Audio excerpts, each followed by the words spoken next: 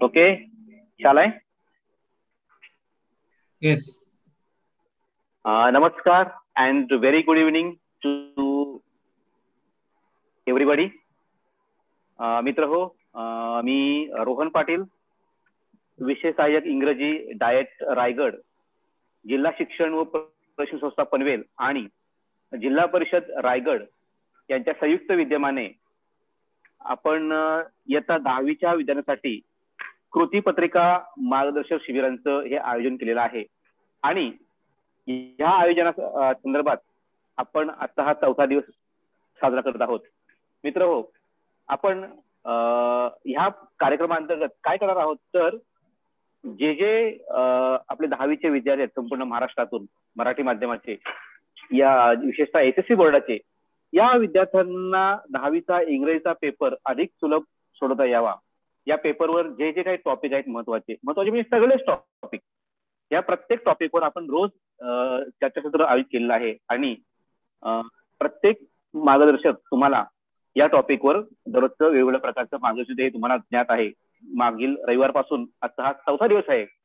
तुम्ही सर्वजण या ठिकाणी ह्या प्रोग्रामला पाहताय. सर्वप्रथम मी या कार्यक्रमांतर्गत आमच्या डाएटचे या सन्माननीय प्राचार्य चंद्रकला ठोके मॅडम, या रायगड जिल्ह्याचे शिक्षणाधिकारी माध्यमिक थोरात साहेब, त्याप्रमाणे विभाग प्रमुख लट्टे साहेब आणि आमच्या संस्थेतील सर्व वरिष्ठ अधिकारी आणि माझ्यासोबत माझे सहकारी संजय पाटील सर, त्याचप्रमाणे आमच्या या संस्थेचे सर्व अधिकारी वर्ग, त्याचप्रमाणे या संस्थेमध्ये आतापर्यंत या जे काही प्रोग्राम दिले आहेत त्याचा लाभ घेणारे खरे लाभार्थी ते म्हणजे विद्यार्थी. आणि या प्रोग्राम मधील सर्वात महत्वाचा घटक म्हणजे आजचे मार्गदर्शक जे आहेत दलाल सर. अतिशय चांगले असे मार्गदर्शक आपल्याला आज लाभलेले आहेत. त्यांचेही स्वागत करतो. त्यांच्यासोबत त्यांची टीम आहे की संपूर्ण आज आपल्या या प्रोग्राम मध्ये काम करते. या सर्व मेंटॉर्स टीमचं देखील मी हार्दिक स्वागत करतो, मुलांचं स्वागत करतो. आणि सर्वप्रथम मी अनिल सरांबद्दल आपला थोडक्यात माहिती देतो. बघा, आपल्यासमोर आज जी व्यक्ती आहे मार्गदर्शक आहेत ते श्रीयुत अनिल उत्तम दलाल, टेमकर हायस्कूल भिवंडी ठाणे येथून ते या ठिकाणी आपल्याला जॉईन होणार आहेत.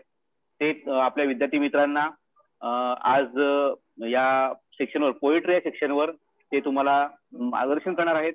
आणि या नेहमीप्रमाणेच तुम्ही हे सेशन पाहणार आहात. सर गेल्या अनेक वर्षापासून ब्रिटिश काउन्सिल अशा संस्थेला त्यांचं योगदान आहे. अगदी राज्यस्तरावर त्यांनी प्रशिक्षण घेतले आहेत. त्याप्रमाणे त्यांनी टीचर्स ट्रेनिंग घेतलेले आहेत. चेससाठी त्यांनी मॉडेरेटर म्हणून काम केलेलं आहे, मेंटर म्हणून काम केलेलं आहे. ठाणे जिल्ह्यासाठी ते ब्रँड अँबॅसेडर म्हणून ते काम करत होते. तर त्यांनी प्रथमतः मी त्यांना धन्यवाद देतो, कारण त्यांनी आपल्या या सेक्शनसाठी आज त्यांनी वेळ काढलेला आहे. कारण एवढ्या दुरून आपला स्वतः वेळ देणं आणि मुलांसाठी पाहणं हे खूप मोठी गोष्ट आहे. तर तुमचं मी या ठिकाणी हार्दिक स्वागत करतो. आणि आमच्या विभागाच्या परवानगीने मी विनंती करतो की आपण या ठिकाणी आजच्या आपल्या सेशनला सुरुवात करावी. विद्यार्थी मित्रांनी काही शंका असेल त्यांनी चॅट बॉक्सचा वापर करा. तुम्ही बिनधास्त शंका विचारा. लक्षात घ्या, अजिबात तुम्ही घाबरू नका, तुम्ही संकोच बोलू नका, कारण आम्ही पाहतोय की तुम्ही शंका विचारत नाहीयेत. असं नाही, पेपर लिहिताना शंका येतात आपल्याला. जे काही तुम्ही शंका असेल ती तुम्ही विचारा, जेणेकरून आम्ही तुमच्यापर्यंत पोहोचू आणि तुमच्या शंकेचं त्या ठिकाणी निरसन होईल. तर मी सर्वांच्या परवानगीने या ठिकाणी कुतार सर आमचे IT विषय सहाय्यक आहेत, ते या प्रोग्रामला या ठिकाणी स्ट्रीमिंग करतायत. तर सर्वांचं पुन्हा एकदा मी स्वागत करून मी वळतो over to Anil sir. Thank you. Thank you, Rohan Patil sir. First, thank you for inviting me for this particular session. Rohan Patil sir, Ganesh Kudal sir, I am thankful to Raigad Diet because you have arranged such a nice sessions for the students, because this is the time when they need the guidance, because they are away from the school. शाळेपासून बराच काळ दूर आहेत आणि त्यांना काही गायडन्सची गरज आहे. आणि अशा वेळेस आपण नेमक्या वेळेस ते आयोजित केलेलं आहे, तर ही महत्वाची गोष्ट आहे. त्याचप्रमाणे माझे मित्र एमेल्टाचे प्रेसिडेंट महाजन सर या ठिकाणी आलेले आहेत प्रोत्साहित करण्यासाठी. Welcome Mahajan sir. Now friends, we will turn towards our session, this poetry section. We will think about it. आधीचे 2 पार्ट देवरे सरांनी, हर्षा मॅडमनी आणि मला वाटतं भूपेंद्र महाजन सरांनी 3 सेशन्स घेतलेले आहेत, अतिशय सुंदररित्या झालेले आहेत. Now we are turning towards this particular session. कुठलीही गोष्ट करायची असली तर आपण ती गोष्ट करताना पूर्ण मनापासून करायला पाहिजे. Hand, heart and head, this three things are very important while doing any work. Head for our knowledge, analyzing, thinking. Heart for our feelings and our willpower. And hand for our action, what we are doing with our hand. तर तिघांचं combination असलं तर आपण जगातलं कोणतंही गोष्ट पार करू शकतो. अगदी खेळामध्ये पण आपण हँड आय कोऑर्डिनेशन असं ऐकतो. इथे हेड, हार्ट आणि हँड याचं कोऑर्डिनेशन असलं तर कुठलीही एक्झाम आपण सहजगत्या पार करू शकतो. कुठल्याही एक्झाम मध्ये आपण सहजगत्या यशस्वी होऊ शकतो. मित्रांनो, पोएट्री सेक्शन दिलेलं आहे आणि त्याबद्दल 2 मिनिटं बोलतो आणि आपण लगेच आपल्या विषयाकडे वळूया. आवाज व्यवस्थित येतोय का सगळ्यांना आधी? हो सर, अगदी व्यवस्थित. Am I audible, sir? Yes, yes, you are audible. Okay. Poetry is very important thing in our life. जीवन आपलं सुंदर करण्यासाठी काही महत्वाच्या गोष्टी असतात. जसं निसर्ग आहे, संगीत आहे, तसं काव्य आणि खेळ या महत्वाच्या गोष्टी असतात. तर काव्य हे जीवनासाठी अतिशय महत्वाची गोष्ट आहे. It is the most important thing in our life. त्याच्यामुळे कवितेचे प्रश्नांची उत्तरं कशी लिहायची, मार्क्स कसे मिळवायचे हे तर महत्वाचं आहेच आहे. But we should learn to enjoy the poetry of life. आपण या जीवनामध्ये सगळ्या ज्या पद्धतीच्या कविता आहेत ते एन्जॉय करायला शिकलं पाहिजे. ते मराठी असो, हिंदी असो की इंग्लिश असो. मग बीज अंकुरे अंकुरे ओल्या मातीच्या कुशीत सारख्या अतिशय सुंदर कविता असो किंवा काढ सखे गळ्यातील तुझे चांदण्याच्या हात, अशी अतिशय अप्रतिम कविता असो. किंवा इंग्लिश मध्ये जर आपण गेलो तर what is this life is full of care when there is no time to stand and stare, किंवा woods are lovely dark and deep, I have promises long to keep, miles to go before I sleep. अतिशय सुंदर कवितेच्या ओळी आपल्या समोर येतात आणि त्या ओळी आपल्याला जीवनाची खूप महत्वाच्या गोष्टी शिकवून जातात. तर आपण कवितेचे मार्क्स, कविता एक्झाम साठी पाहण्याच्या आधी मला वाटतं सगळ्यांनी कवितेकडे या दृष्टिकोनातून पाहणं गरजेचं आहे. नाहीतर कसं होऊन जातं ते एक उदाहरण सांगतो आणि मग आपण कवितेकडे वळूया. की एखादा व्यक्ती फिरायला गेलेला असतो, सुंदर ठिकाण असतं काश्मीर सारखं, किती फोटो काढले तर 1000 फोटो काढले, फोटोतच पाहायचं राहिलं, फेसबुकला शेअर केले, व्हॉट्सअपला शेअर केले, परंतु प्रत्यक्ष निसर्गाचा आनंद घ्यायचा राहिला, लाईक्स आले, खूप आले. तसं तुमचं होऊन जातं की 10 पैकी 9 मार्क्स आले, 8 मार्क्स आले, पण तिची प्रत्यक्ष कविता अभ्यासाला होती, तिचा आनंद घ्यायचा राहून गेला, ती समजून घ्यायची राहिली, त्यातलं अप्रिसिएशन काय, त्यातले फिगर्स ऑफ स्पीच काय, कवीला काय म्हणायचंय ते राहून गेलं, असं होता कामा नये. म्हणून परीक्षेसाठी तर आपण अभ्यास होऊया, ती तेच वेळ आहे, परंतु कवितेचा तो निश्चित आनंद पण आपण घेतला पाहिजे. Sir, may I share our my screen? Yes sir. Okay. Now friends,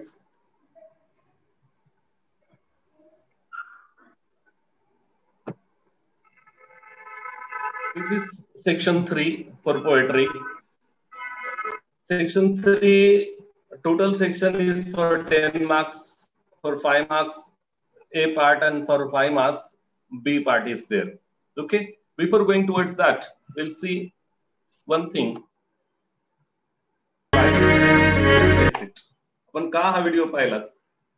because you are facing the tsunami of problems this year.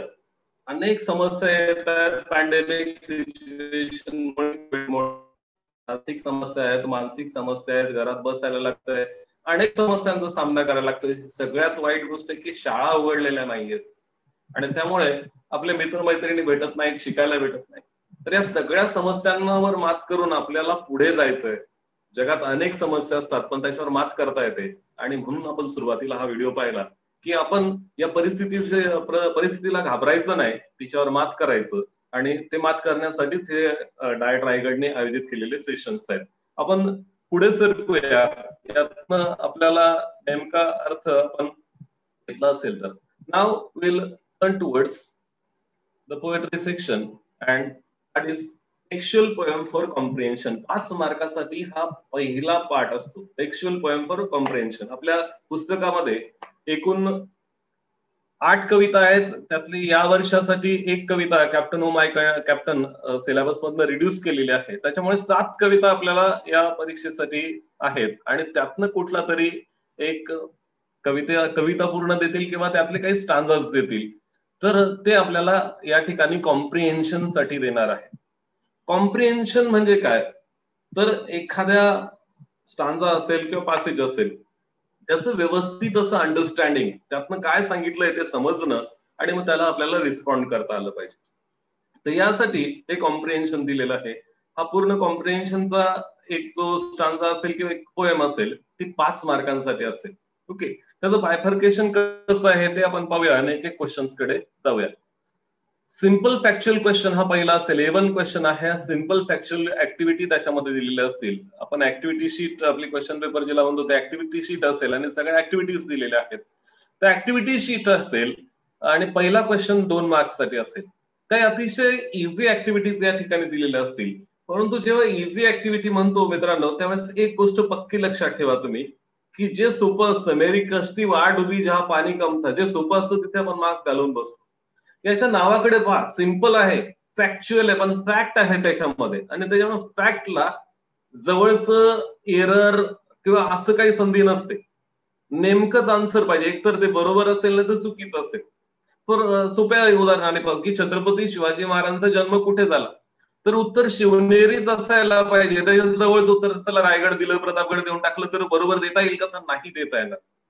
त्यामुळे या फॅक्च्युअल क्वेश्चन मध्ये फॅक्ट असते आणि त्यामुळे ती परफेक्ट असलं पाहिजे. हिट द बल्स आहे असं ज्याला आपण म्हणतो, नेमकं उत्तर त्यातनं आलं पाहिजे, हे अतिशय आवश्यक असतं. आणि म्हणून सावधपणे आन्सर्स लिहायचे. कठीण काहीच नसतं, परंतु सावधपणे केलं गेलं पाहिजे. कशा प्रकारचे प्रश्न येतील आपण ते पाहूया. Complete the following lines sentences. कवितेतल्या काही लाईन्स दिलेल्या असतील आणि त्या कम्प्लीट करायला सांगितलेल्या असतील. आता यात तुमच्याकडनं काय चूक होऊन जाते ना नेमकी की कम्प्लीट द फॉलोइंग लाईन्स टीचरनी सांगितलेलं असतं की फक्त उत्तरं लिहायचे, प्रश्नातला भाग लिहायचा नाही. पण जेव्हा कम्प्लीट द लाईन म्हटलं की त्यांनी हाफ लाईन दिलेली आहे आणि तुम्हाला पूर्ण पुढची हाफ लाईन देऊन कम्प्लीट करायची. जर तुम्ही पहिली हाफ लिहिलीच नाही तर नुसतं काढलेली जागा लिहिली तर लाईन कम्प्लीट होते का? ते पहिला हाफ वगळलं आणि दुसरं हाफ लिहिलं तर लाईन हाफच राहिली, सेंटेन्स हाफच राहिलं. त्यामुळे जर असा प्रश्न असेल कम्प्लीट एखादी गोष्ट करायला सांगितली असेल तर त्यातला आधीचा भाग पण आणि पुढे कम्प्लीट करतात तो भाग पण आणि मग त्याला अंडरलाईन करणं अत्यंत आवश्यक असतं. काही प्रश्न असतात मेक अ लिस्ट ऑफ, काही वर्ड्स असतील त्या ठिकाणी, काही डिस्क्रिप्टिव्ह वर्ड्स असतील, कवितेच्या संदर्भातले काही शब्द असतील किंवा काही संदर्भ दिलेला असेल, वेगवेगळ्या ओल्ड इंग्लिश वर्ड्स आहेत वगैरे, अशांचं आपल्याला लिस्ट करायला सांगायला येते. Classify the following. Classify the following, काही शब्द असतात त्यांना क्लासिफाय करायला सांगितलेलं असू शकतं की old English word, new English words किंवा काही सिच्युएशन्स, हॅपी सिच्युएशन्स आहेत, सॅड सिच्युएशन्स आहेत किंवा if you can keep your head आहे पण त्या ठिकाणी कीप युअर हेड आणि लूज युअर हेड वगैरे अशा गोष्टी वेगवेगळ्या आहेत. त्या पॉझिटिव्ह थिंग्स आहेत, निगेटिव्ह थिंग्स आहेत, त्या क्लासिफाय करायला सांगितलेल्या असतील. मॅच द फॉलोइंग, हा सगळ्यांना फेमिलियर क्वेश्चन आहे. मोस्ट ऑफ द टाइम असा क्वेश्चन विचारला जातो आणि वेगवेगळ्या गोष्टी या ए कॉलम मध्ये आणि बी कॉलम मध्ये दिलेल्या असतील आणि आपल्याला त्या मॅच करायला सांगितलेल्या असतील. कदाचित कवितेच्या ओळी आणि त्यांच्या अर्थ किंवा तत्सम काही गोष्टी दिलेल्या असतील. आपल्याला नेमकं मॅच करता आलं पाहिजे. Choose the correct alternative. या ठिकाणी क्वेश्चन दिलेला असेल आणि त्याला ऑल्टरनेटिव्ह दिलेले असतील, 1, 2, 3 जे काही ऑल्टरनेटिव्ह दिलेले आहेत त्यापैकी योग्य आन्सर निवडता आलं पाहिजे. जे ऑल्टरनेटिव्ह दिलेले असतात तेव्हा आन्सर खूप सोपं होऊन जातं असं आपल्याला वाटतं, पण मग नेमकं सगळे जे ऑल्टरनेटिव्ह असतात ते जवळजवळ बरोबर वाटतील असेच असतात. त्यामुळे परफेक्ट सिलेक्ट करता आलं पाहिजे आणि त्यासाठी आपल्याला नीटचं कवितेचं वाचन करणं खूप गरजेचं आहे. आपण कविता वाचलेली असली पाहिजे. आपण ज्या अनेक गोष्टी युज करतो, 21 असतील, डायजेस्ट असतील, करा तुम्ही, काय हरकत नाही. परंतु मूळ जे टेक्स्ट आहे, मूळ जी पोएम आहे ती वाचणं अत्यंत गरजेचं आहे. जर ती वाचली नाही तर मग अशा गोष्टी आपण करताना थोडंसं अडचणीत येत असतो. त्यानंतर पुढचे हे जे अगदी रेग्युलर क्वेश्चन आहेत की say whether you agree or disagree with the sentence दिलेलं असेल, स्टेटमेंट दिलेलं असेल किंवा काही त्या ठिकाणी विचार कवीचा दिलेला असेल तर त्याच्याशी ऍग्री आहात की डिसऍग्री आहात ते आपल्याला स्पष्टपणे नोंदवायचंय. Say whether the following statements are true or false. हे तर लेसन मध्ये पण आपण पाहतो की ट्रू ऑर फॉल्स विचारलेलं असतं. ट्रू ऑर फॉल्स सारखा क्वेश्चन देताना पण अगदी छोटीशी चूक त्यांनी करून ठेवलेली असते. फॉल्स सेंटेन्स देताना बाहेरून तर कुठून आणत नाही, लेसन मधनच किंवा पोएम मधनच आणलेलं असतं. ते फॉल्स जे वाक्य आहे त्यात छोटासा चेंज केलेला असतो. तो छोटासा चेंज आपल्याला नीट पाहता आला पाहिजे, नेमकं समजून घेता आला पाहिजे, नंतर करता आला पाहिजे. नाहीतर खूप इझी क्वेश्चन आला म्हणून आपण सहज घेतो आणि आजचे मार्क्स गेल्याचं नंतर घरी आल्यानंतर जाणवतो. ओके, तर बी केअरफुल. जी सोपी गोष्ट असते ती करताना अत्यंत केअरफुल असणं खूप गरजेचं असतं. तर हा सिंपल फॅक्च्युअल क्वेश्चन आहे. त्यानंतर दुसरा प्रश्न असतो 2 मार्कांसाठी, तर कॉम्प्लेक्स फॅक्च्युअल क्वेश्चन. हे क्वेश्चन नावाने स्पष्ट करून देतात आपल्याला. सिंपल फॅक्च्युअल सिंपल असतो, फॅक्ट्सवर आधारित असतो. कॉम्प्लेक्स फॅक्च्युअल थोडस वेगळ्या पद्धतीने आहे की याचं आन्सर आपल्याला एकाच जागी मिळेल असं नाही. तर कवितेमध्ये वेगवेगळ्या ठिकाणी ते डिवाइड केलेलं असू शकतं आणि आपल्याला ते वेगवेगळ्या ठिकाणी केलेलं आन्सर एकत्रित करून लिहायला लागू शकतं. ओके, आपल्याला इंटरप्रिट करायला लागू शकतं, आपल्याला त्याचा अर्थ लावून लिहायला लागू शकतं, आपल्या भाषेत लिहायला लागू शकतं. आणि त्यामुळे हा कॉम्प्लेक्स टेक्स्च्युअल क्वेश्चन अतिशय महत्वाचा आहे. 2 मार्काचा आहे. पहिल्या प्रश्नापेक्षा थोडासा अधिक चॅलेंजिंग असतो. याच्यात पण complete the following lines or sentences असा प्रश्न येतो, तर त्याबद्दल आपण डिस्कस केलंय, तर पुन्हा डिस्कस करण्याची गरज नाही. परंतु यात थोडंसं सावधपणे अधिक करायचं, कारण की हा कॉम्प्लेक्स टेक्स्च्युअल आहे. तर याच्यात विचारणाऱ्यांनी नेमकं काय विचारलं ते समजून घ्या.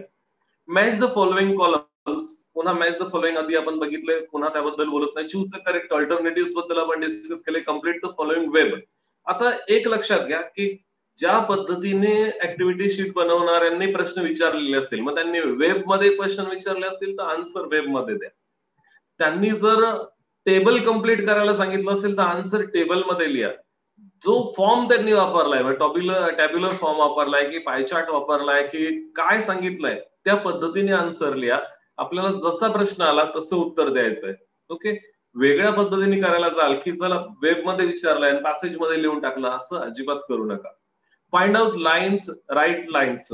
ओके, हा एक प्रश्न थोडासा वेगळा असतो, ट्रिकी असतो की अर्थ देतात की हा अर्थ असलेल्या लाईन्स कवितेतनं शोधा किंवा write lines from the poem. Okay, कवितेतनं ही गोष्ट दर्शवणार. आता मग कुठली गोष्ट दर्शवणार, कुठल्या गोष्टीसाठी ते विचारलेलं आहे. ओके, आपल्याला ते लक्षात आलं पाहिजे की कवीला नक्की काय म्हणायचं आणि याच्यात विचारलेलं नक्की काय ते आपल्याला एक्सप्लेन करता आलं पाहिजे. की समजा कॅप्टन वेगळं लिहिले, पण त्यात जर आपण की why emotions are mix. Okay, emotion mix का झाले, दोन वेगवेगळ्या ठिकाणी गोष्ट आहेत की अमेरिकेला त्यांच्या सिव्हिल वॉर मध्ये विजय पण मिळतो आणि त्यांचा जो कॅप्टन आहे तो डेट पण. दोन वेगळ्या ठिकाणून अशा गोष्टींचा आपल्याला आन्सर मिळेल. मग दोन वेगळ्या लाईन्स, आपल्याला जर लाईन्स फाइंड आउट करा म्हटलं तर आपल्याला त्या डायरेक्ट लाईन्स लिहाव्या लागतील. डब्ल्यूएच क्वेश्चन्स पण या प्रश्नामध्ये येऊ शकतात. एक गोष्टीत फरक नक्की लक्षात घेतला पाहिजे की कवितेचे प्रश्न आणि प्रश्नांची उत्तरं आणि लेस अप्रोचच्या क्वेश्चनची उत्तर ही थोडीशी वेगळी असतात. आपल्याला ते वेगळं पण करता आलं पाहिजे. आपण थोडंसं त्याच्याबद्दल क्लूज पाहताना डिस्कस करूया. A3 जो क्वेश्चन आहे, activity based on poetic devices. कवितेमध्ये अनेक पोएटिक डिव्हायसेस असतात. ओके, कविता अतिशय सुंदर पोएटिक डिव्हायसेसनी बनलेली असते. विविध गोष्टी आहेत त्याच्यामध्ये, इन्व्हर्जन असेल, सिमिली असेल, मेटाफर असेल, काय काय दिलेलं असेल ते पोएटिक डिव्हायसेस संदर्भात काही क्वेश्चन या ठिकाणी येऊ शकतो. एक अगदी साधा सोपा सरळ क्वेश्चन असतो रायमिंग वर्ड्सचा. आपल्या समोर आता 7 कविता आहेत. 7ही कवितांची जर आपण रायमिंग वर्ड्स आणि रायमिंग स्कीम एकत्र लिहून ठेवली बाजूला, तर आपले तेच रायमिंग वर्डचे मार्क्स आणि रायमिंग स्कीमचे मार्क्स फिक्स होऊन जातात. पण आपण आधी प्रिपरेशन तेवढी पण करत नाही, आपण ऐन वेळेस तयारी करण्याच्या मागे लागतो. तर थोडंसं प्लॅनिंग, थोडीशी प्रिपरेशन असायला लागते. म्हणजे प्लॅनिंग, प्रिपरेशन आणि प्रॅक्टिस हे 3 P अतिशय महत्वाचे आहेत. की आपण प्लॅनिंग व्यवस्थित केलं पाहिजे की कशा पद्धतीने मी एखादा पेपर किंवा एखादी एक्झाम फेस करणार आहे, त्यासाठी मी काय काय प्रिपेअर केलेलं आहे आणि त्याची प्रॅक्टिस किती केलेली आहे. ह्या गोष्टी जर असल्या, मग पुढे पेशन्स असलं, ओके, परजरवरन्स असलं, तर आपण सक्सेसफुल होऊ शकतो. परंतु या गोष्टी आपल्या जीवनामध्ये अत्यंत महत्वाच्या आहेत आणि त्याच त्या परीक्षेमध्ये, कवितेच्या उत्तरांमध्ये पण महत्वाच्या आहेत आणि आपण ते लक्षात ठेवलं पाहिजे. आणि म्हणून हे छोटं छोटं प्रिपरेशन आहे. आपण तयारीच करत नाही. कुठलाही प्रश्न असू द्या, आपण आधी घडी तयारी करायला पाहत नाही, तिथे वेळ आल्यावर पाहू ही तयारी करतो. 7 कवितांचे रायमिंग वर्ड्स लिहून ठेवला, त्यात काहींमध्ये नाही पण आहेत. ओके, ज्या फ्री वर्ड्स मध्ये लिहिलेल्या त्यांना रायमिंग वर्ड्स नाहीयेत. मग ज्या काही 5 किंवा 6 कवितांमध्ये आपल्याला रायमिंग वर्ड सापडतील ते लिहिणं, मग त्यांचे रायमिंग स्कीम लिहून ठेवणं, ते मार्क्स फिक्स होतात. पण आपण त्याकडे लक्ष देत नाही, प्रिपरेशन करत नाही आणि मग आपल्याला ऐन वेळेस अडचण निर्माण होते. फिगर ऑफ स्पीच हा तर अतिशय सुंदर प्रश्न आहे. मार्क्स जरी याला कमी असले, 1 मार्कासाठी जरी प्रश्न असला हा, तरी ह्या गोष्टी समजून घेणं, कविता समजून घेण्यासाठी अतिशय महत्वाच्या असतात की मेटाफर काय असतं, ओके, सिमिली काय असतं, या दोघांमध्ये फरक काय येतो, अँटीथेसिस काय, क्लायमॅक्स काय, अँटी क्लायमॅक्स काय, हे सगळं खास करून आपल्याला 10वीला असलेल्या 5, 6, 7, 8 जे फिगर्स ऑफ स्पीचेस आहेत ते महत्वाचे आहेत. मी शेवटी ज्यावेळेस आपल्याकडे जर वेळ उरेल तर त्याबद्दल पण महत्वाचे आहेत. Describing words or adjective. Okay, कवितेमध्ये एक शब्द दिलेला आहे, नाउन दिलेलं असेल किंवा इतर काही गोष्ट दिलेली असेल आणि त्याच्यासाठी डिस्क्रायबिंग वर्ड्स असतील, तर ते आपल्याला विचारलेले असतात आणि ते आपल्याला सांगायचे असतात. ते पण पोएटिक डिव्हाइस टाईप असतं. ओल्ड इंग्लिश वर्ड्स पण याच्यात विचारले जाऊ शकतात. तर अशा पद्धतीने हा 1 मार्काचा प्रश्न, एकूण 2, 2 आणि 1 असे 5 मार्कासाठी एक कॉम्प्रिहेन्शन ऑफ द पोएम आपल्यासाठी विचारलं जातं. ओके, तुलनेने हा सोपा प्रश्न आहे, खास करून यातलं सिंपल फॅक्च्युअल आणि हा 1 मार्काचा, हे 2 सोपे आहेत. फक्त मधल्या प्रश्नासाठी तुम्हाला थोडेसे एफर्ट्स करणं गरजेचं आहे. पुढे आपण येऊया, क्लूज पाहूया या गोष्टींसाठी. सगळ्यात पहिले कुठलाही प्रश्न आपल्या ऍक्टिव्हिटी शीट मधला कुठलाही, हाच नाही पोएट्रीचाच नाही, कुठलाही प्रश्न जेव्हा आपण सोडायला जाणार आहोत त्यावेळेस read all the activities and poem. जेव्हा त्याच्या ऍक्टिव्हिटीज आहेत, काय आहेत त्या, लेसनवर आहेत की पोएमवर आहेत, ज्याच्यावर असतील त्या, रीड ऑल द ऍक्टिव्हिटीज, की आपल्याला काय ऍक्टिव्हिटीज करायला सांगितलेल्या आहेत त्या वाचणं आणि मग कविता वाचणं हे महत्वाचं आहे. नाहीतर आपण एक प्रश्न घेतला मग कविता वाचली, दुसरा त्याच्यामुळे थोडस आपला वेळ पण जातो, टाइम कन्झ्युमिंग असतं. Read activities, what they are asking us, आपल्याला त्यांनी काय विचारलंय आणि ते डायरेक्शन घेऊन आपण कविता वाचली तर थोडस आपल्याला ते इझी होतं. आपण आधीच कविता वाचत बसलात तर थोडीशी समस्या काय होऊन जाते की मग आपण समजून घेण्याचा प्रयत्न करतो आणि मग त्यातल्या कठीण गोष्टी आहेत ज्या विचारलेल्या पण नाहीयेत, त्याच्यात आपला वेळ जात असतो. नेमकं विचारलेलं छोट्याशा गोष्टी आहेत, तेवढ्याच जर आपल्याला समजल्या आणि बाकीच्या गोष्टी कदाचित नाही लक्षात आल्या तरी एक्झामच्या टाइम मध्ये, जो एक्झाम पिरियड साठी मी सांगतोय, इतर वेळेस अभ्यास करताना सर्व समजून घेणं गरजेचं असतं, परंतु एक्झाम पिरियड मध्ये मात्र आपल्याला नेमकी गोष्ट समजली तर ती पुरेशी असते. Avoid writing lines from the stanza as answers. फक्त लाईन्सचा क्वेश्चन, राईट लाईन्स असा क्वेश्चन सोडून इतर कुठलाही प्रश्न असू द्या, जशाच्या तशा ओळी लिहून काढू नका. बऱ्याच वेळेस आपल्याला प्रोज मध्ये आन्सर लिहिताना ही सवय असते की प्रश्नात जो भाग दिसला तो कुठेतरी पॅसेज मध्ये दिसतोय की ती लाईन उचलून लिहितो. कदाचित प्रोज मध्ये बऱ्याच वेळेस ते बरोबर पण होऊन जातं. But when we are thinking about the poetry section, it is totally different. Okay, completely हे डिफरंट पार्ट आहे. उदाहरणार्थ लक्षात घ्या, तुम्ही अगदी साधी कविता घेतो की रे रे पावसात तुला देतो पैसा, पाऊस आला मोठा आणि पैसा झाला खोटा. कवीने विचारलं की काय खोटं झालंय, तर आपल्याला फक्त एवढंच लिहायचं की पैसा खोटा झाला आहे.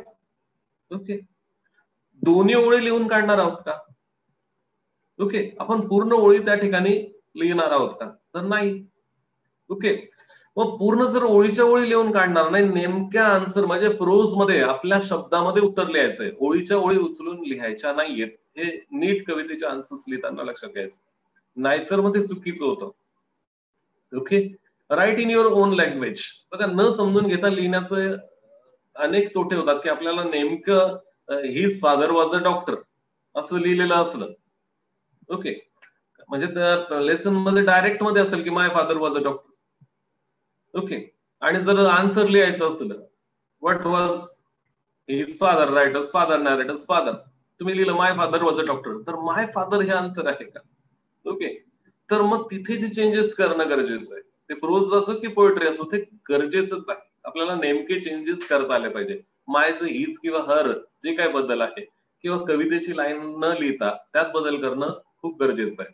Okay, write in your own language, आपल्या स्वतःच्या भाषेत आपल्याला त्यातनं काय समजलेलं आहे ते आपल्या भाषेत लिहिण्याचा प्रयत्न करायचा. कधी आपण जे रेडीमेड मटेरियल असेल त्याची भाषा वापरण्याचा प्रयत्न करू नका, कारण रेडीमेड मटेरियल काय करतं, थोडंसं डिफिकल्ट लँग्वेज मध्ये असतं, म्हणजे ते वाचा त्याच्याने आपल्याला मार्गदर्शन मिळतं, पण त्यातले डिफिकल्ट वर्ड, त्यातले डिफिकल्ट सिस्टम काढून जर आपण सोप्या भाषेत लिहिलं तर ते अधिक फायद्याचं होणार.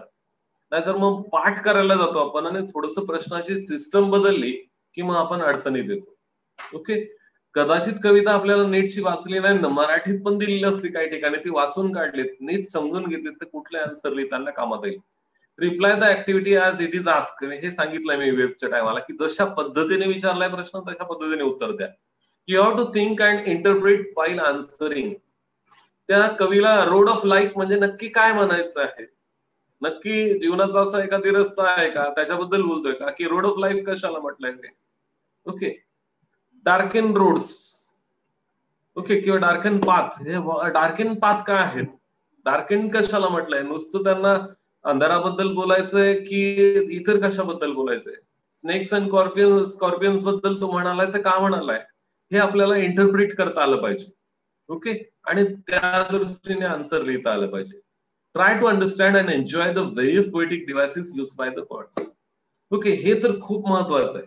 मी आधी पण स्टार्ट पण याच्यानेच केले की कवितेचे प्रश्न उत्तर लिहिणं, हे प्रश्न उत्तर लिहिण्यासाठी तर ठीक आहे, मार्क्स मिळवण्यासाठी ठीक आहे, पण कविता ही एन्जॉयमेंटची गोष्ट आहे आणि ते आपल्याला एन्जॉय करता आली पाहिजे. त्याची व्यवस्थित प्रश्नांची उत्तरं निश्चित लिहिता आली पाहिजे.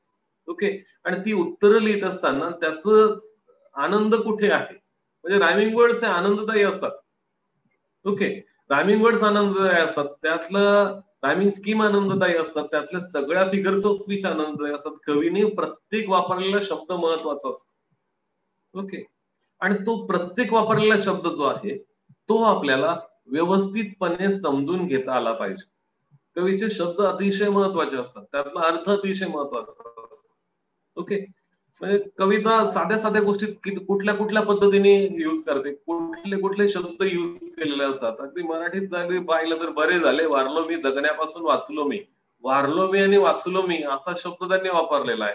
मग जीवनाचं दुःख किती छोट्या शब्दात त्यांनी व्यक्त केलंय, मग ते आपल्याला त्या ठिकाणी त्याचा आनंद पण घेता आला पाहिजे, इंटरप्रेट पण करता आलं पाहिजे. मित्रांनो, या पद्धतीने आपल्याला ही कवितेचा पहिला प्रश्न असेल कॉम्प्रिहेन्शनसाठी, ज्याला 5 मार्क आहेत. पुढचा प्रश्न हा खरं तर प्रिपरेशन केलं तर सगळ्यात सोपा आहे, तयारी केली तर सगळ्यात सोपा आहे, परंतु आपण नेमकं बोर्डासारख्या महत्वाच्या एक्झामला जातो आणि तयारी करत नाही. प्रिपरेशन हा महत्वाचा पाठ आपण विसरून जातो. एक छोटस एक्झाम्पल देतो आणि मग प्रिपरेशनच्या याची का केली पाहिजे ते आपण लक्षात घेऊया. की एखादा टीव्हीवरचा आपण शो पाहतो स्वयंपाकाच्या संदर्भातला, की मास्टर शेफचा वगैरे शो पाहतो, तिथं तो एखादा पदार्थ तयार करायला येतो, त्यावेळेस तो मग आपल्या समोर कांदे चिरतो का, आपल्या समोर तो मिरच्या चिरतो का, आपल्या समोर तो मसाले आणतो का? नाही. तर तो साधा पदार्थ तयार करायला सुद्धा त्यांनी काय केलेलं असतं, सगळी तयारी आधी केलेली असते. ओके, मसाले तयार केलेले असतात, कांदे चिरून ठेवलेले असतात, तेल आणलेलं असतं, सगळ्या गोष्टी असतात. आपल्याला काय काय लागेल हे त्याला माहित असतं आणि त्याची त्यांनी तयारी केलेली असते. तुम्ही क्रिकेटची मॅच खेळायला जाता, तुमची सगळी तयारी असते. पहा, ओपनिंगला कोण उतरेल, पहिली ओव्हर कोण टाकेल, इथे कोण फिल्डिंग करेल, विकेट किपिंग कोण करेल. मग जीवनातल्या छोट्या गोष्टीत साधी क्रिकेटची मॅच खेळायला गेलात तरी तुम्ही पूर्ण प्लॅनिंग केलं, तयारी केली. तुम्ही साधा स्वयंपाक करायला गेलेला एखादी माणूस पाहिला, त्यांनी पूर्ण तयारी केली. मग बोर्ड सारखी एक्झाम आहे आणि त्यातला अप्रिसिएशन सारखा प्रश्न आहे, त्याची आपण प्रिपरेशन करत नाही. ओके, तिथे गेल्यानंतर पाहू, अशा पद्धतीने पाहतो. खरं तर 7च कविता आहेत, 7 कवींची नावं, आणि त्यांचं जर तुम्ही त्या ठिकाणी कवींची नाव आणि कवितेचं नाव याची जर जोड्याच लावून ठेवल्या तर ते तुम्हाला सहज करता येईल.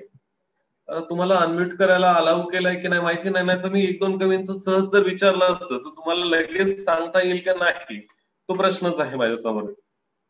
सर, चॅटबॉक्स अलाउ आहे का त्यांना?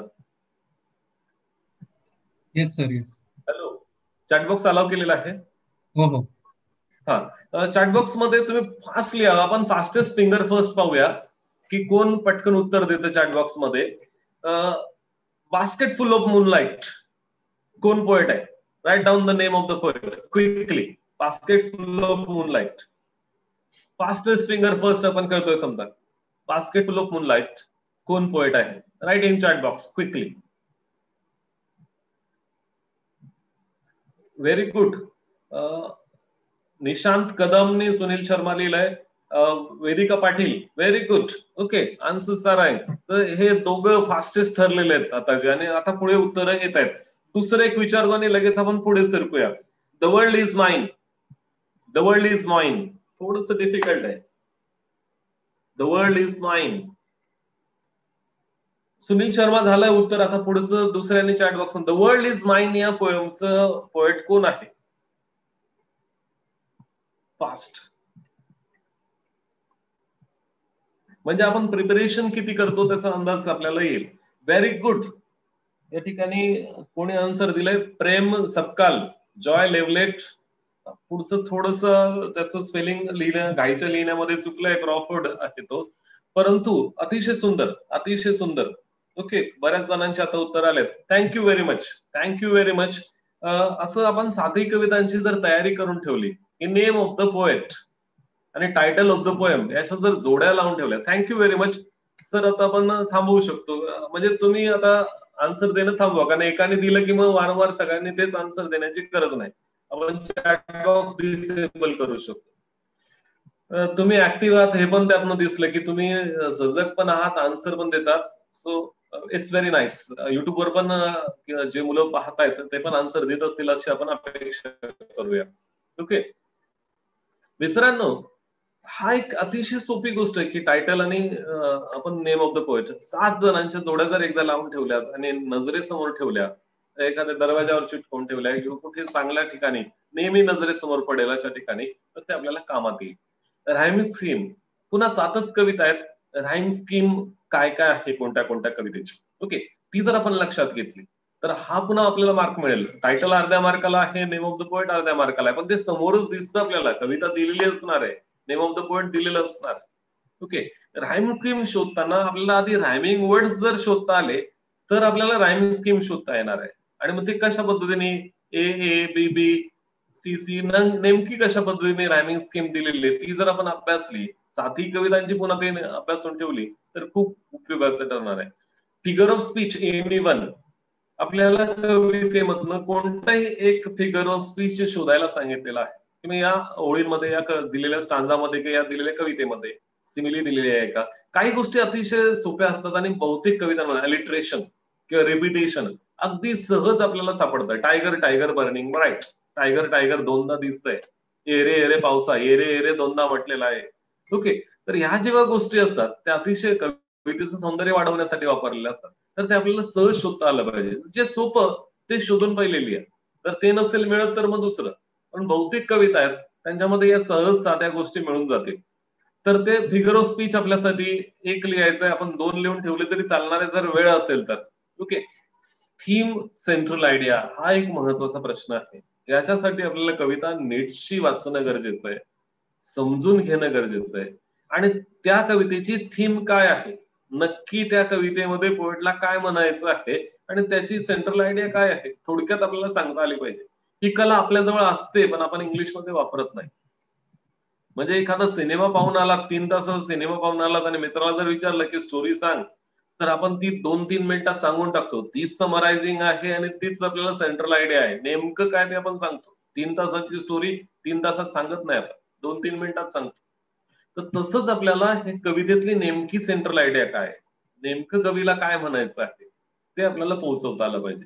की समजा टीनेजर्स प्रेयर आहे, तर टीनेजर्स प्रेयर मध्ये कवीला काय सांगायचंय, की कोण प्रेयर करतोय, कशासाठी प्रेयर करतोय. ओके, या गोष्टी आपल्या लक्षात असल्या पाहिजे. आपण थोडस या गोष्टीकडे बघूया. तुम्हाला तुमच्या समोर एक्झाम्पल म्हणून टीनेजर्स प्रेयर ही पोएम दिलेली आहे. ओके, सगळ्यांच्या स्क्रीनवर दिसते पोएम. ओके, अपेक्षा करतो की तुम्ही म्यूट असाल, दिसत असेल असे अपेक्षा करतो. टीनेजर्स प्रेयर ही कविता आपण पाहतोय एक्झाम्पल म्हणून. आणि ह्या कवितेच्या या ठिकाणी काही बोल्ड टाईप मध्ये वेगळ्या कलर मध्ये शब्द दिसत आहेत. Make, take, success, distress. मी फक्त 2च स्टांजा घेतलेले तुम्हाला समोर स्पष्ट दिसण्यासाठी, कारण की सगळे स्टांजा घेतले असते तर लहान दिसलं असतं. Each day brings new beginnings, decisions I must make. I am the only one to choose the road that I will take. I can choose to take the road of life that leads to greater success or travel down the darkened road that leads to great distress.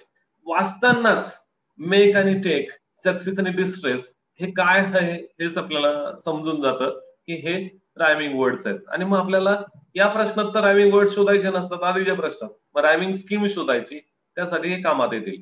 Rhyming scheme पाहूया आपण. Rhyming scheme कशा पद्धतीने येते. पहिली जी ओळ आहे, कुठलंही rhyming scheme विचारलं तर पहिली जी ओळ आहे तिला तर आपण ए हेच लेटर वापरणार आहोत. नीट लक्षात घ्या, ए लेटर आपण कुठल्याही पहिल्या ओळीला वापरणार आहोत. म्हणजे समजा तुम्हाला काही येत नसेल, रायमिंग स्कीम मधलं काहीच समजत नाही, निदान पहिल्या ओळीला ए लेटर आणि दुसऱ्या ओळीला बी लेटर तर देताच आलं पाहिजे.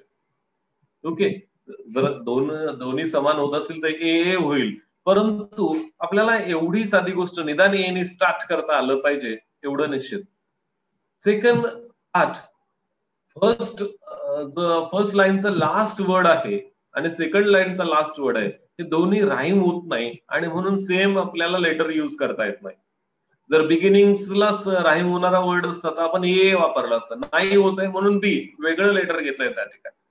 ओके, तिसऱ्या ओळीत पण काय झालंय ना, ती पहिल्याशी राईम होत आहे ना दुसऱ्याशी राईम होत आहे आणि म्हणून सी झालं, ए बी सी झालं त्या ठिकाणी.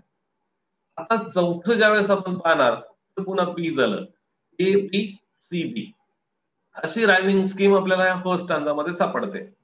ओके, कारण का तर ती दुसरी ओळ आणि चौथी ओळ ह्या राईम होत आहेत आणि म्हणून त्याची rhyming scheme A B C B अशा स्वरूपात असेल.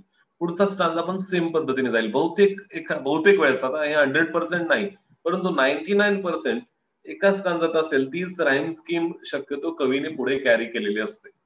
तर ते नीट लक्षात घ्या की आपल्या कवितांची रायमिंग स्कीम काय. एक सोपा मार्क असतो परंतु तो घालवायचा नाही एवढं पक्का लक्षात ठेवा.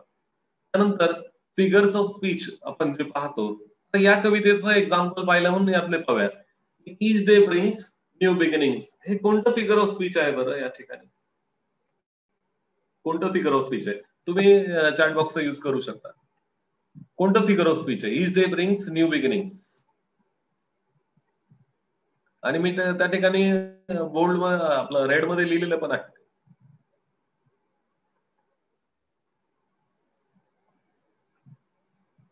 काही जणांची उत्तरे यायला सुद्धा सुरुवात झाली. एलिट्रेशन आहे. देशमुख पद्मजा, वेदिका पाटील, निशांत, बहुतेक खूप सुंदर. एक लक्षात घ्या, एलिट्रेशन हे अतिशय सोपं पण अतिशय सुंदर असं फिगर ऑफ स्पीच आहे. ते आपल्याला कळलं पाहिजे. आता उत्तर खूप येत आहेत. Thank you very much. एलिट्रेशन, चांदणे शिंपीत जाशी चालताना चंचले. ओके, च रिपिटेशन आहे. तर तशाच पद्धतीचं या ठिकाणी एलिट्रेशन अतिशय सोपं आहे आणि या कवितेमध्ये ते दिलेलं आहे. आपण पुढे त्याबद्दल थोडंसं बोलणार आहोत. एलिट्रेशन आहे, तुम्ही आधीच उत्तर दिलेलं आहे. डिसिजन्स आय मस्ट मेक, हा कुठला फिगर ऑफ स्पीच आहे? Decisions I must make. Use your chat box. कोणता फिगर ऑफ स्पीच आहे? खूप सुंदर उत्तर देत आहेत तुम्ही. अगदी सगळ्यांची नावं नाही वाचता येत आहे परंतु हा कोणता फिगर ऑफ स्पीच आहे? Quickly answer it. Decisions I must make. Alliteration तर येईल, मस्ट मेक आहे, पुन्हा ते आन्सर देऊ नका. आय मस्ट मेक चं रिपिटेशन आहे. तर हा इथे उत्तर आलेलं आहे बरोबर. अक्षता.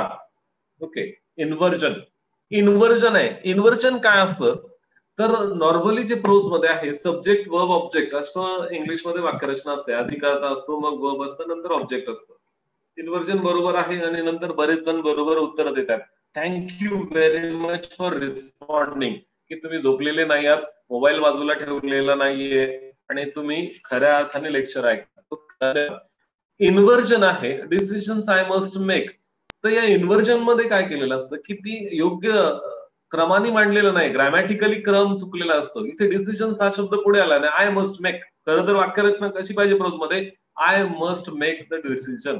ओके, असं पाहिजे. परंतु कवीने ही पोएटिक लिबर्टी असते, कवीला हे माप असतं आणि कवी त्या पद्धतीने करत असतात.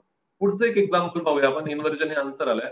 I can choose to take the, त्याचं काय होईल?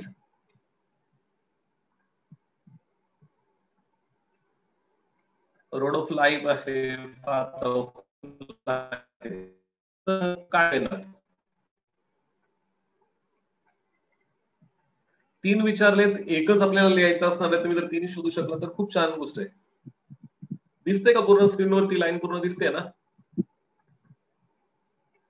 कुठलं figure of speech?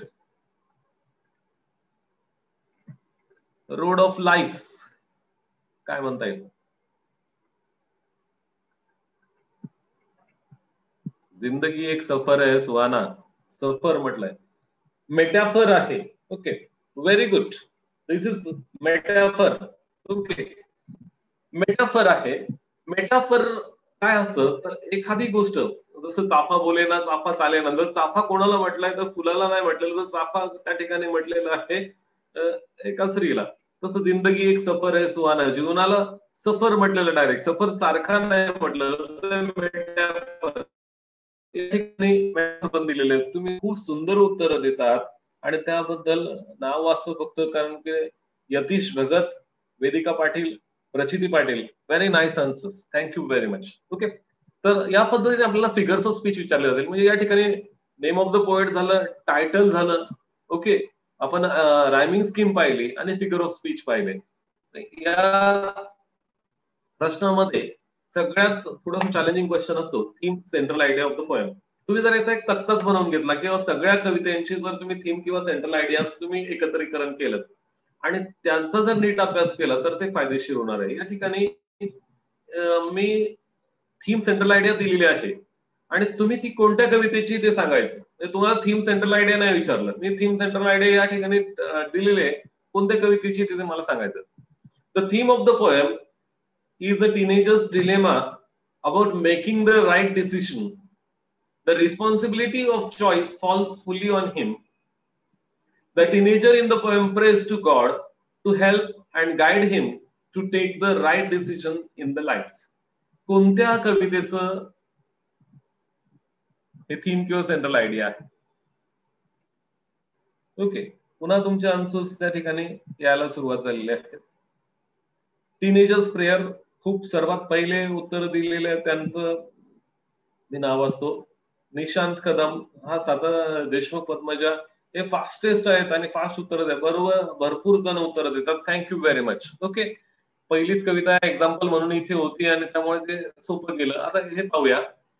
The central idea of the poem is the loneliness of child in a remote village untouched by the modern amenities. The child wants his father to return at home and listen stories from him. So he innocently asks to moon, give him some moonlight वगैरे या पद्धतीचं हे आहे. कोणती poem आहे? कोणत्या पोएमची theme किंवा central idea? Basket full of moonlight. Very good answer. Yatish Bhagat पुन्हा. Okay, Akshata, Padmaja Deshmukh, Nishant Kadam, Ishwari, okay, Pratik Vishnu, Purva Matre, Vedika Patil, Harsh Sonone. Okay, you are answering very nicely. सगळ्या कवितांचं काही देत नाही, अजून एका कवितेचा आणि नंतर मग आपण पुढच्या पाठाकडे जाऊया. The theme of this poem is that traveler who is traveling on horseback. या संदर्भातला आहे बघा, वाचा तुम्ही आणि ठरवा. ट्रॅव्हलर आहे, फॉरेस्ट आहे, हॉर्सबॅक आहे. ओके, आन्सर यायला सुरुवात झाले का? Name of the poem quickly. कुठल्या पोएमची थीम किंवा सेंट्रल आयडिया आहे? लास्ट वन आहे, यानंतर मग आपण पुढच्या भागाकडे जाणार आहोत. कठीण वाटतंय, अजून आन्सर नाही आलं? Yes, very good. Padmaja Deshmukh, stopping by wood on a snowy evening. Okay, Nishant Kadam, Nirmal Omkar, Ishwar. Okay, very nice response. Thank you, students, for your responses. तर या पद्धतीने stopping by woods in snowy evening माझी अतिशय आवडती कवितांपैकी ही कविता आहे. त्यातली ती ओळ, woods are lovely, dark and deep, I have promises not to keep, miles to go before I sleep. अतिशय सुंदर ओळी आहेत, जगप्रसिद्ध ओळी आहेत. ओके, त्यातल्या ती ही कविता आहे. आणि आपल्याला या ठिकाणी 3 एक्झाम्पल दिले. अशा 7 कवितांचं जर तुम्ही सेंट्रल आयडिया आणि थीम लक्षात ठेवली तर याचा तक्ताच बऱ्याच ठिकाणी आहे, माझ्याकडे पण आहे, मी पण शेअर करू शकतो. इतर टीचर्सनी पण काही मेहनती टीचर्सनी चांगल्या टीचर्सनी आपल्यासाठी बनवलेल्या आहेत, त्या तुम्ही पाहू शकता आणि त्याचा यूज करू शकता. या ठिकाणी आपण जे फिगर ऑफ स्पीच आहे ते थोडेसे बघूया. अलिट्रेशन या ठिकाणी आलंय. Travel down the dark and road, त्याचं एक्झाम्पल या ठिकाणी आहे. Down the dark and road, D आणि डी, डान्सिंग डॉल. एखाद्या शब्दाचा साऊंड, ओके, एखादं जे लेटर आहे त्याचं जर साऊंड प्लीजिंगली त्याच ओळीत रिपीट होत असेल तर त्याला आपण अलिट्रेशन म्हणतो. याला सुंदर पद्धतीने लक्षात ठेवण्यासाठी अजून आपण हिंदी गाणे किंवा मराठी गाण्यांचा पण वापर करू शकतो. गीत गाता चलो साथी गुणगुणाता चल, हे सुंदर गाणं आहे. गीत गाता, जी जीचा आपण ग ग याचा वापर आहे, ती वरती डीडीचा वापर आहे, तो या ठिकाणी आपल्याला दिसतोय. त्याच्या सहाय्याने आपण हे पाहू शकतो. यातले काही तुम्हाला फक्त सांगतो. रिपिटेशन आहे, हे पण अतिशय सुंदर अलंकार असतो. Small small moons of light किंवा हार्ट हार्ट हार्ट, कॅप्टन हो माय कॅप्टन, असे जे काय आहेत ते रिपिटेशन आहेत. ओके, तर ते आहे गाण्यामध्ये दिलंय परदेसी परदेसी जाना नाही. नीट लक्षात घ्या याचा इफेक्ट किती असतो. जर आपण गाण्याचंच एक्झाम्पल पाहिलं की परदेसी परदेसी जाना नाही, जर एकदाच बोललं तर परदेसी जाना नाही, तर तो इफेक्ट राहील का? त्या सगळ्या गाण्याचा रिदम आणि ते सगळं रिपिटेशनवर आहे. आणि बहुतेक कविता आपल्या टेक्स्टमध्ये अशा आहेत की ज्याच्यात रिपिटेशन किंवा अलिटरेशन दोघांपैकी एक आहेच आहे. आपल्याला एकच निवडायचं तर सहज आपण यातलं निवडून टाकू शकणार आहोत. पुढे आहे एपॉस्ट्रॉफ. एपॉस्ट्रॉफ मध्ये please open up my eyes dear lord, हे पर्वत रस्ता दे मुझे, हे काटो दामन कुंदो, किंवा अशा पद्धतीने समोर नसलेली जी वस्तू आहे, ओके, अशा गोष्टीला डायरेक्ट उद्देशून बोलणं, देवाला उद्देशून बोलणं, ओके, किंवा कॅप्टन ओ माय कॅप्टन, आता तो मृत झालाय त्याच्याशी डायरेक्ट बोलणं, डायरेक्ट संवाद साधणं. अशा पद्धतीने आपल्याला हे पाहायला इथे भोले हो भोले गाण्यातून तुम्हाला मुद्दाम गाणे पण दिलेत की भोले हो भोले मेरे यार को मनाले, तर देवाला जो डायरेक्ट नावाने उद्देशून सांगतो की मेरे यार को मनाले, देवा हो देवा गणपती देवा. ओके, तर अशा पद्धतीने आपण डायरेक्ट त्याला उद्देशून बोलत असतो त्यावेळेस अपॉस्ट्रोफी असतं. आपल्या कवितांमध्ये ते दिलेलं आहे. हायपरबोल हा तर सगळ्यात जास्त वापरला जाणारा अलंकार आहे. When I died the neighbours came and buried brother John, माझा मृत्यू झाला शेजारी आले आणि त्यांनी ब्रदर जॉनला त्या ठिकाणी पुरलं. इम्पॉसिबल गोष्ट आहे, परंतु ते त्या ठिकाणी कवीने मांडलेले असते अतिशय सुंदररित्या. ओके, चांद चुरा केला आहे किंवा आनीनं आरतीला, हे सूर्यचंद्र तारे, सूर्यचंद्र आणि तारे आरतीला घेऊन येईल, किती लांब आहेत किती मोठे आहेत आणता येतील का, हायपरबोल असतं. या ठिकाणी एक एक्झाम्पल दिलंय, 100 साल पहिले मुझे तुमसे प्यार था आज भी है और कल भी रहेगा, वय किती रे बाबा तुझं, असा प्रश्न निर्माण होईल की 100 वर्षापूर्वी प्रेम होता, आता पण आहे, पुढे पण राहणार आहे, व्हॉट इज युअर एज. पण असा विचार करायचा नसतो. यालाच मी पोएटिक लिबर्टी म्हणतो. ती दिलेली असते आणि खूप कवितांमध्ये हायपरबोल दिलेलं असतं. आपल्याला शोधता आलं पाहिजे, आपला मार्क्स मिळवता आला पाहिजे आणि मार्क्सच्या बरोबर कवितेचा आनंद पण आपल्याला घेता आला पाहिजे. अँटिथेसिस हा एक अतिशय सुंदर पुन्हा अलंकार आहे. I want to light the dark route, light dark route. Okay, Kabhi Khushi Kabhi Gham गाण्यामध्ये आलंय, खुशी आणि गम एकत्र ठिकाणी येणं. ओके, सुख के सब साथी दुःख में न कोय, सुख आणि दुःख. दोन वेगळ्या संकल्पना. आधी मी कविता पण सांगितली, ते बरे झाले वारलो मी जगण्यापासून वाचलो मी, वारलो आणि वाचलो. ओके, खूप सुंदररित्या कवीने तो मांडलेला असतो. Metaphor, I can choose to take the road of life, I can choose to take the road of life, जिंदगी एक सफर है सुहाना. रोड ऑफ लाईफ म्हटलेलं आहे, जिंदगी एक सफर है सुहाना, जीवनाला सफरची उपमा दिलेली आहे. ओके, या ठिकाणी रोड ऑफ लाईफ, जीवनाला रस्ता म्हटलेला आहे.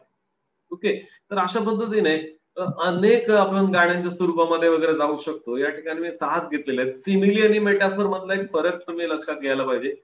ऍज आणि लाईक बहुतेक वेळा सिमिली मध्ये वापरलेलं असतं. एखाद्या सारखी गोष्ट, okay, he fought like a tiger, वाघासारखा लढला, ओके, तर त्यावेळेस ते सिमिली असतं.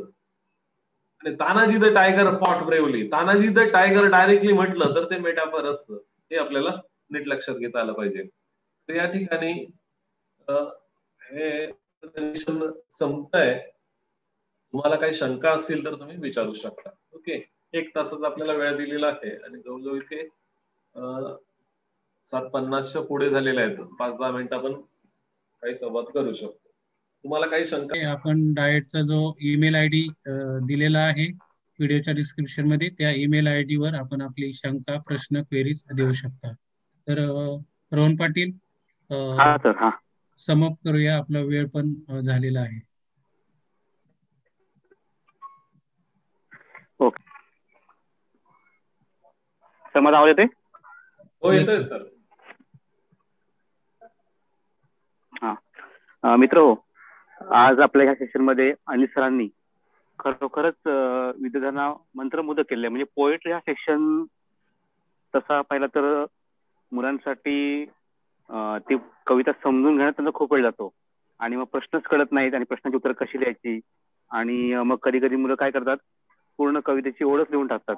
तर अतिशय समर्पक शब्दात सरांनी उत्तर कसं लिहावीत, उत्तर कशी शोधावीत याचं चांगल्या प्रकारे मार्गदर्शन केलेलं आहे. आणि सर, तुमचे खरंच धन्यवाद. तुम्ही आम्हाला वेळ दिलात. डायट तर्फे तुमचे त्या ठिकाणी आभार मानतो. त्याचप्रमाणे या प्रोग्रामसाठी आपले इतरही प्रशिक्षक हजर आहेत. आमचे इंग्रजी विभागाचे प्रमुख या ठिकाणी उपस्थित आहेत. डायट रायगडचे अनेक अधिकारी या ठिकाणी उपस्थित आहेत. माझे तांत्रिक सहाय्यक कुताल सर आणि सर्व विद्यार्थी मित्र हो. महत्वाचा रोल तुमचा आहे, कारण तुमच्यासाठी सर्व काही चालू आहे. आणि मुलांच्या प्रतिक्रिया येतात की सर खूप छान मार्गदर्शन. आम्हाला हेच हवंय की आम्ही तुमच्यापर्यंत पोहोचतोय आणि तुम्हाला काहीतरी इथून मिळते, हेच आम्हाला अपेक्षित आहे. आज ह्या कार्यक्रमासाठी सर्वांनी वेळ काढला, सर्वांनी सहकार्य केलं, त्याबद्दल मी पुन्हा एकदा सर्वांचे आभार मानतो. आणि हा कार्यक्रम इथे संपला असं मी जाहीर करतो. उद्या आपण सचिन म्हात्रे सरांना भेटूयात याच वेळेमध्ये 7 ते 8 या वेळेमध्ये. उद्या जरी महाशिवरात्री असली तरी आपलं लेक्चर होणार आहे. तर विद्यार्थी मित्रांनो, कृपया आपण त्यासाठी वेळ द्यावा. परीक्षा जवळ आलेली आहे. धन्यवाद. Kutal sir, end here. Okay sir, thank you very much sir. सर्व विद्यार्थ्यांना शुभेच्छा परीक्षेसाठी.